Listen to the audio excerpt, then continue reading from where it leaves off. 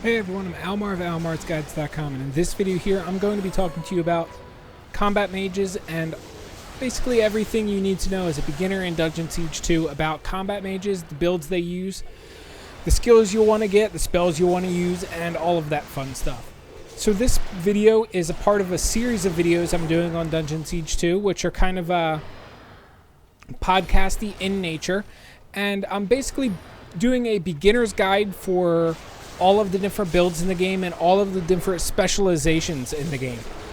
And so far, this is the third video I've done in the list. I've covered melee, Fist of Stone, and now I'm doing combat magic.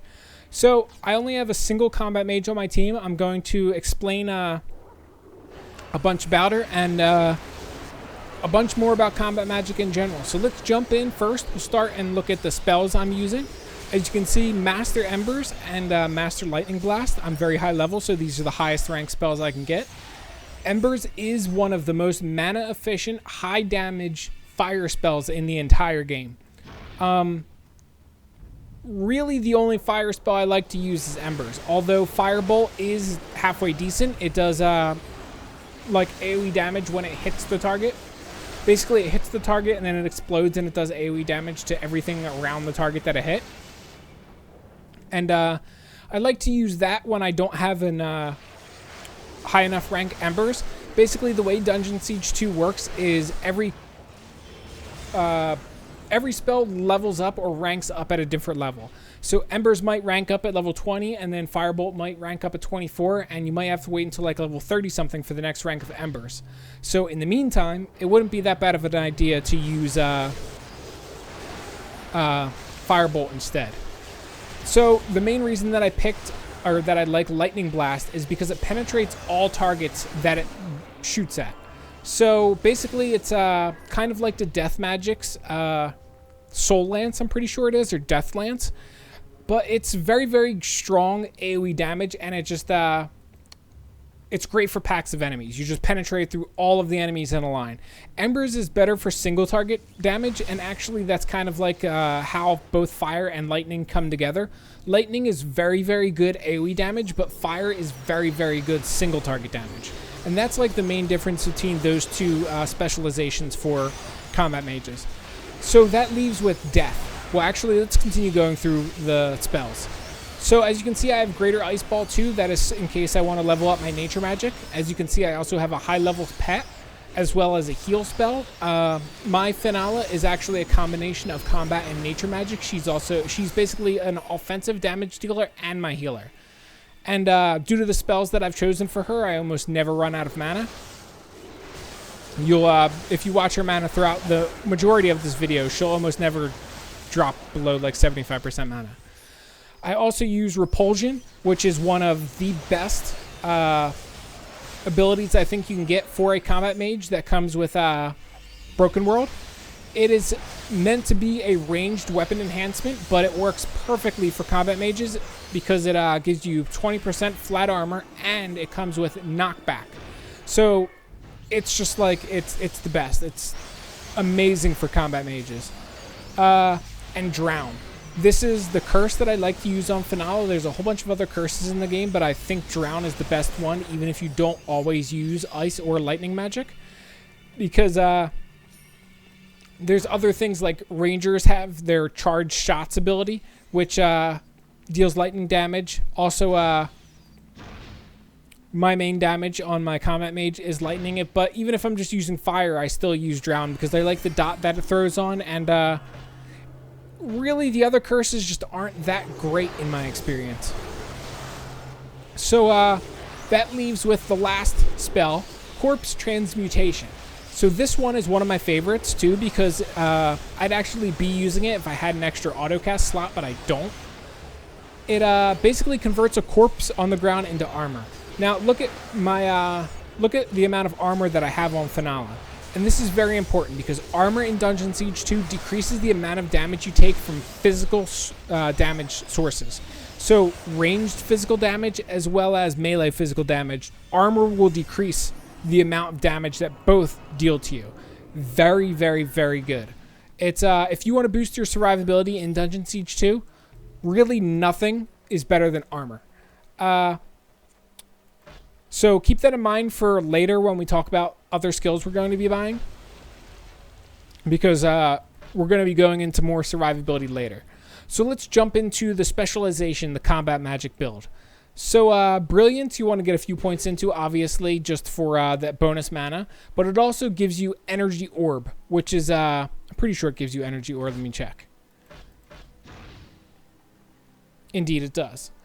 The main Energy Orb is good for bosses, and it's also good for enemies. If you don't feel like aiming your power, Energy Orb is your best friend.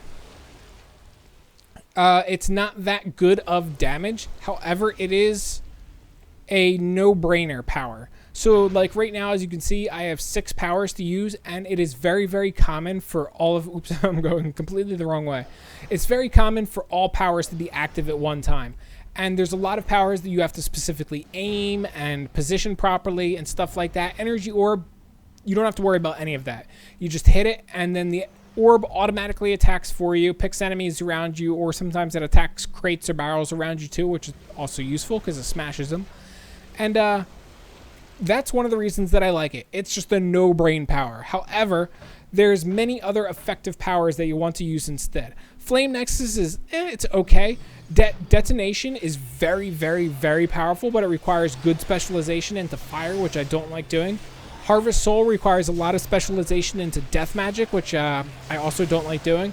Corrosive Eruption is arguably the best power in the entire game because it does a flat percentage of the monster's health, which is a lot of damage. It's basically the best power to use for bosses since it does percentage-based damage according to their health, which means it'll do the most damage to bosses since they have extremely high health. But the downside of Corrosive Eruption is it actually requires you to dump points into death abilities or death skills, which are mediocre at best. And I'll explain that once we get to them. Chain Lightning, this is one of the main powers I like to use when I specialize in lightning because it does good damage and it jumps to multiple targets. As you can see, it requires Devastation. And I have my Devastation max right now with plus skills. So I don't have Chain Lightning max. I could sacrifice some plus skills if I want and then max out Devastation and then also upgrade Chain Lightning. But as you can see, the amount of lightning damage it does is actually slightly less. And the only thing that it does is it jumps to 2 extra targets. So a little bit extra AoE damage for a little bit of sacrificing damage. And then last but not least, we have Gathered Bolt, which is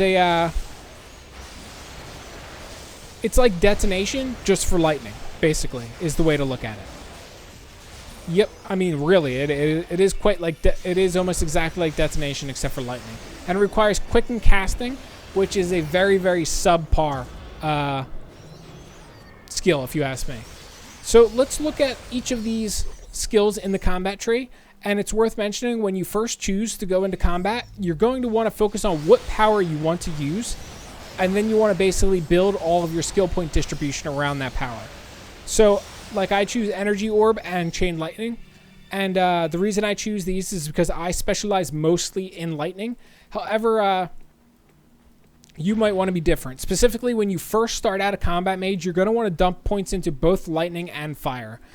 One thing you might notice about looking at my combat mage, if you look at my skills right now, is I have a lot of plus skills. I have plus 14 to all skills for combat, and I have plus 9 to all skills for nature. So, that is very, very important, and that is also why I am spec'd this way. I will explain more about that in a second, but plus skills is the best upgrade you can get for combat and nature mages, in my honest opinion. So let's look at all of the skills in combat, and we'll explain a little bit about them. So Debilitation. This will increase the effectiveness of my curses. This ability right here is one of the main ones that plus skills is really, really useful for, because I don't really want to dump a shit ton of skill points into Debilitation. But since I have a lot of plus skills, I don't have to dump a lot of skill points into it, and I still get the most out of it. So Summon Creature Attack Speed. This is another one where plus skills really, really carries me. 35% attack speed, and I've only put 1 point into that ability. However, I still get 35% attack speed because of all my plus skills. which is phenomenal. And then we have Brilliance Max Mana. I mean, you can't go wrong with Max Mana. Quicken casting. This is like a minor upgrade. Basically, it just makes your spells cast faster. Duh. Which is... I mean, it's a noticeable difference, but it's not like... I don't think it's going to be that big of a damage increase. One thing that is worth mentioning is it's kind of like a damage and survivability increase, because the fact that you cast spells faster means you can cast and go faster. And it also means you will probably get some spells off that you otherwise wouldn't, because a lot of the times you like interrupt your cast in order to move out of the way quickly. And if you cast faster, you might not interrupt your cast. You might be able to just move. And Arcane Fury. This increases the power, the damage that your powers do for both nature and combat. And this is kind of another hit or miss one. Like at max, it's probably going to give me like 35 overall increased power damage. With my plus skills right now, it gives me about 25%, so it's not too bad. Like looking at Energy Orb, it probably gives me a small boost. Corrosive Eruption, it won't really help out that much since Corrosive Eruption does a flat percentage damage. I don't think it would boost it that much, but abilities like Detonation, Chain Lightning, and Gathered Bolt, it'll help out quite a bit. However, I don't prefer focusing skill points into powers. I prefer focusing them into other things, so I honestly don't prefer that one the most. I prefer investing into other things. So let's look at some of the other abilities. Grim Necromancy and Vampirism. These are both death damage abilities. And unless you're using death damage, you don't really want to invest into them at all. Or unless you want the Corrosive Eruption power, then you'll want to invest in them even if you don't plan on using death damage. So, why am I not using death damage, and why do most combat mages in Dungeon Siege 2 not use death damage? It is because the spread on death damage is far, far too high. Let me find a character with Impale on them, because Impale drops like all the time, so I should have at least one character with Impale on them. No, I don't. Interesting. Well, I would have to go back to an NPC to show you what I mean, which I am actually going to do because this is a very good teaching lesson. What I mean by spread is, say your skill does, say your lightning skills do between 100 and 150 damage.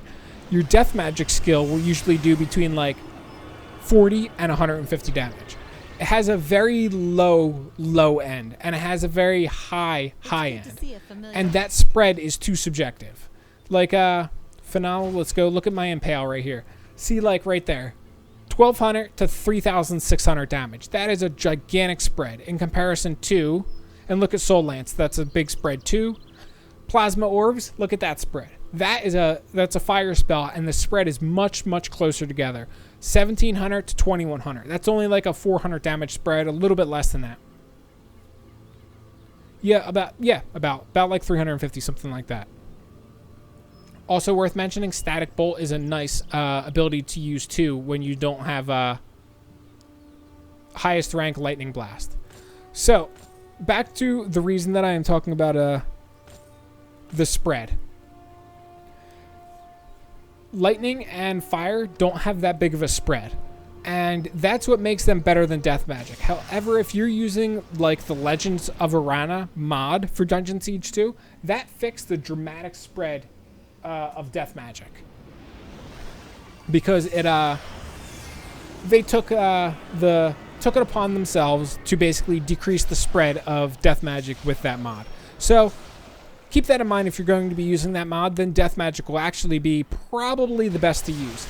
However, base game, it's not really that good in my opinion. Even though the corrosive eruption is the best power in the game, I still can't recommend you invest into death magic because the spread's too great. You either do good damage or you do bad damage with every single hit. It's almost never in between, and it's too ineffective in my honest opinion. The one good thing about Death Magic, though, is it will give you a good amount of survivability because you can get your Death Magic to heal you. So there is that. So as I was saying before, you're going to want to start out with probably a combination of lightning and fire for your combat mage. Fire is fantastic single target damage. Lightning is fantastic AoE damage. And let's go back to looking at our skills. So, Devastation, this increases your overall combat magic damage, and it goes up to 66% in all. It is very important to get Devastation on basically any character you have, because on any combat magic build you do, because it'll boost the damage of all of your combat magic spells, regardless of what type they are. So, Searing Flames, this will increase your fire magic damage as well as the fire power damage. So, like Flame Nexus, Devastation, it'll increase the damage of those abilities as well as the like Ember and stuff like that. So it's a nice all-around ability basically. Ignite, this will have a chance of inflicting a dot on any enemy you attack with fire damage, and the dot is quite powerful. That is one of the reasons that fire is a lot better for single target damage, because the dot is quite powerful for bosses. Regular enemies die so fast that they're not really going to get much out of the dot. It'll tick like maybe 3 or 4 times and then the enemy's dead. However, on bosses, you can get that dot rolling for quite a while, so you'll get a lot more damage out of it. As for lightning, you'll notice the Amplified Lightning does the same exact thing as Searing Flames, just it works for lightning damage instead. And then you also have Arcing, which basically it gives all of your lightning spells a chance to jump to an additional target. You got a flat, solid 30% chance to arc, no matter how many times you increase it. Once you hit 30%, that's the most you can go. And further talents will just increase the damage each arc does. So, basically, it's the same as like the ranged ricochet ability. It's just useful. Basically makes lightning more useful for AoE DPS, whereas, of course, as I said before, fire is better for single target. Now the question becomes, where do you want to spend the rest of your skill points after you're done with combat magic? Because there's only so much you can get in combat magic before you're done. And also, it's worth mentioning, get as much plus skill gear as you can possibly humanly get. And the reason for that is, plus skills gear is going to make it so you can invest a lot less skill points across the board into combat magic abilities, and it'll also give you a lot of bonuses to nature magic too. Like, let's look at my gear real fast. Elven Wedding Ring, it gives +2 to both nature and combat magic skills.